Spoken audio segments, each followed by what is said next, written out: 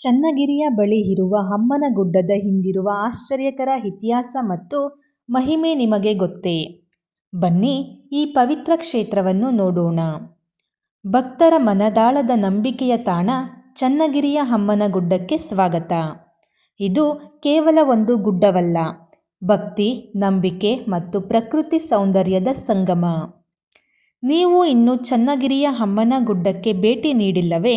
ಹಾಗಾದರೆ ಈ ವಿಡಿಯೋವನ್ನು ತಪ್ಪದೇ ನೋಡಿ. ನಿಸರ್ಗದ ಮಡಿಲಲ್ಲಿ ಇರುವಂತಹ ಅಮ್ಮನಗುಡ್ಡ ಇರುವುದು ದಾವಣಗೆರೆ ಜಿಲ್ಲೆಯ ಚನ್ನಗಿರಿ ತಾಲೂಕಿನ ಜೋಳದಾಳ್ ಹತ್ತಿರ ಇರುವ ಗುಡ್ಡವೇ ಈ ಅಮ್ಮನಗುಡ್ಡ. ಈ ಊರಿನಲ್ಲಿ ಶ್ರೀ ಕುಕ್ಕುವಾಡೇಶ್ವರಿ ದೇವಿಯ ಮಹಿಮೆ ಮತ್ತು ಇತಿಹಾಸವನ್ನು ನೋಡೋಣ. ಈ ಕ್ಷೇತ್ರಕ್ಕೆ ಸುಮಾರು 700 ವರ್ಷಗಳ ಹಿಂದಿನ ಇತಿಹಾಸವಿದೆ.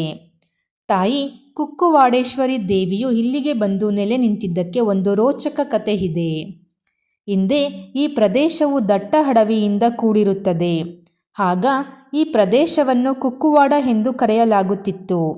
ಇಂತಹ ಸಮಯದಲ್ಲಿ ಇಲ್ಲಿಗೆ ಸಮೀಪವಿರುವ ಹಳ್ಳಿಯೊಂದರ ಗೌಡರ ಹಸುವೊಂದು ಮನೆಯಲ್ಲಿ ಹಾಲನ್ನು ಕೊಡುತ್ತಿರಲಿಲ್ಲ. ಆಗ ಆ ಗೌಡರಿಗೆ ಹಸುವನ್ನು ಕಾಯುತ್ತಿರುವ ಹುಡುಗನ ಮೇಲೆ ಆತನೇ ಹಸುವಿನ ಹಾಲನ್ನೆಲ್ಲ ಕರೆದು ಕುಡಿಯುತ್ತಿದ್ದಾನೆಯೇ ಎಂದು ಅನುಮಾನ ಉಂಟಾಗುತ್ತದೆ. ಇದರಿಂದ ಬೇಸರಗೊಂಡ ಆ ಹುಡುಗ ಆ ಹಸು ಕಾಡಿನಲ್ಲಿ ಮೇಯಲು ತೆರಳಿದಾಗ ಹಿಂಬಾಲಿಸುತ್ತಾನೆ. ಹೀಗೆ ಹಿಂಬಾಲಿಸಿದ ಆ ಹುಡುಗ ಒಂದು ದೃಶ್ಯಾವಳಿಯನ್ನು ಕಂಡು ಆಶ್ಚರ್ಯಚಕಿತನಾಗಿ ಬಿಡುತ್ತಾನೆ. ದಟ್ಟ ಅರಣ್ಯದ ನಡುವೆ ಆ ಹಸು ಹುತ್ತಕ್ಕೆ ಹಾಲನ್ನು ಸುರಿಸುತ್ತಿರುತ್ತದೆ. ತಕ್ಷಣ ಓಡಿ ಹೋಗಿ ಗ್ರಾಮಸ್ಥರಿಗೆ ವಿಷಯವನ್ನು ಮುಟ್ಟಿಸುತ್ತಾನೆ. ಆ ಹುಡುಗ ಗ್ರಾಮಸ್ಥರು ಬಂದು ನೋಡಿದಾಗ ಹಸು ಹುತ್ತಕ್ಕೆ ಹಾಲು ಸುರಿಸುತ್ತಿರುವುದನ್ನು ಕಣ್ಣಾರೆ ಕಂಡು ಆಶ್ಚರ್ಯಗೊಳ್ಳುತ್ತಾರೆ. ಈ ಸಮಯದಲ್ಲಿ ಒಂದು ಚಿಕ್ಕ ಬಾಲಕಿಯ ಮೇಲೆ ದೇವಿಯ ಆಹ್ವಾನವಾಗುತ್ತದೆ. ತಾವು ಈಶ್ವರಿಯಾಗಿದ್ದು ಹುತ್ತದಲ್ಲಿ ಉದ್ಭವಿಸಿರುವುದಾಗಿ ತಿಳಿಸುತ್ತಾರೆ ಮತ್ತು ತನಗೊಂದು ಗುಡಿಯನ್ನು ಕಟ್ಟುವಂತೆ ಆಜ್ಞಾಪಿಸುತ್ತಾರೆ. ಗ್ರಾಮಸ್ಥರು ದೇವಿಯ ವಿಗ್ರಹವನ್ನು ಹುತ್ತದಿಂದ ಹೊರತೆಗೆದು ಹುತ್ತದ ಮುಂಭಾಗದಲ್ಲಿಯೇ ಪ್ರತಿಷ್ಠಾಪನೆ ಮಾಡಿ ಗುಡಿಯನ್ನು ಸಹ ಕಟ್ಟಿಸುತ್ತಾರೆ. ಹೀಗೆ ಕುಕ್ಕುವಾಡದಲ್ಲಿ ಬಂದು ನೆಲೆಸಿರುವ ಈಶ್ವರಿ ದೇವಿಯನ್ನು ಶ್ರೀ ಕುಕ್ಕುವಾಡೇಶ್ವರಿ ಎಂದು ಭಕ್ತರು ಶ್ರದ್ಧೆ ಭಕ್ತಿಯಿಂದ ಕರೆದು ಪೂಜಿಸುತ್ತಾರೆ. ನಂತರ ದೇವಾಲಯ ದಿನೇ ದಿನೇ ಪ್ರಸಿದ್ಧಿ ಪಡೆದು ಇಂದು ನಮ್ಮ ರಾಜ್ಯದಾದ್ಯಂತ ಅನೇಕ ಸಂಖ್ಯೆಯಲ್ಲಿ ಭಕ್ತಾದಿಗಳನ್ನು ತನ್ನತ್ತ ಆಕರ್ಷಿಸುವಂತಹ ಪ್ರಸಿದ್ಧ ಧಾರ್ಮಿಕ ಕ್ಷೇತ್ರವಾಗಿ ಬೆಳೆದಿದೆ.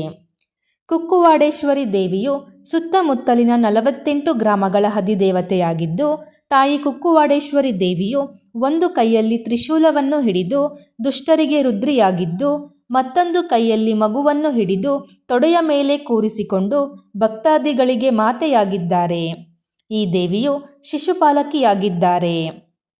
ವಿಶೇಷವಾಗಿ ಈ ದೇವಿಯಲ್ಲಿ ಮಕ್ಕಳ ವಿಚಾರದಲ್ಲೇ ಹರಕೆ ಕಟ್ಟುವವರ ಸಂಖ್ಯೆ ಅಧಿಕವಾಗಿರುತ್ತದೆ. ಸಂತಾನ ಭಾಗ್ಯಕ್ಕಾಗಿ, ಮಕ್ಕಳ ಶ್ರೇಯಾಭಿವೃದ್ಧಿಗಾಗಿ, ಆರೋಗ್ಯಕ್ಕಾಗಿ, ವಿದ್ಯಾ ಬುದ್ಧಿ ಮುಂತಾದ ಮಕ್ಕಳ ಸಮಸ್ಯೆಗಳ ವಿಚಾರದಲ್ಲಿ ದೇವಿಯಲ್ಲಿ ಹರಕೆಯನ್ನು ಕಟ್ಟಿಕೊಂಡು ಅಸಂಖ್ಯಾತ ಭಕ್ತಾದಿಗಳು ಪರಿಹಾರವನ್ನು ಕಂಡುಕೊಂಡಿದ್ದಾರೆ. ಶ್ರೀ ಕುಕ್ಕುವಾಡೇಶ್ವರಿ ಕ್ಷೇತ್ರವು ದಾವಣಗೆರೆ ಜಿಲ್ಲೆಯ ಚನ್ನಗಿರಿ ತಾಲೂಕಿನಲ್ಲಿದೆ. ಬೆಂಗಳೂರಿನಿಂದ ಚಿತ್ರದುರ್ಗ ಮೂಲಕ ಚನ್ನಗಿರಿ ಸುಮಾರು 270 ಕಿಲೋಮೀಟರ್ ದೂರದಲ್ಲಿದೆ.